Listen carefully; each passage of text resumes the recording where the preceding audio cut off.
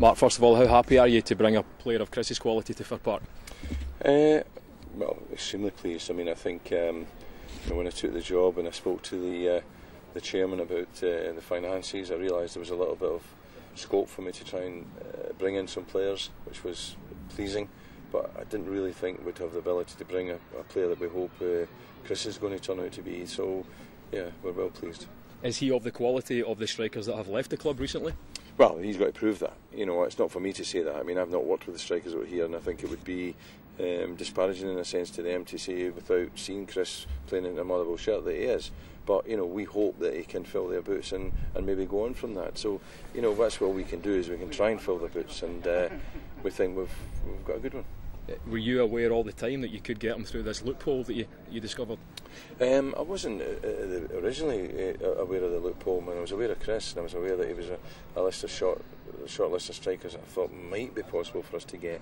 And then I started to hear the sort of figures that they had been, you know, bandied around, that clubs had offered for him, and I thought it probably took him out of our league. So to find out, you know, that he was out of contract and he was able to come north for free was you know, a real surprise.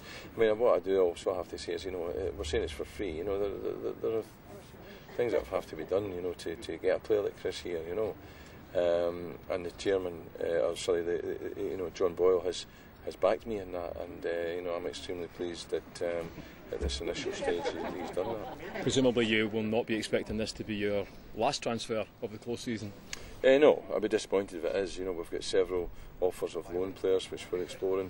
We've got several players coming with us to Austria on trial, which we're going to look at, and we've got one or two others that I'm waiting for calls from their agents and representatives with regards to permanent transfers. With players that have left the club recently, the fans are looking for a striker to come in that can score 15-20 goals a season. Is Chris that man? Well, I hope he's a striker that can score 20-25 goals, never mind 15-20.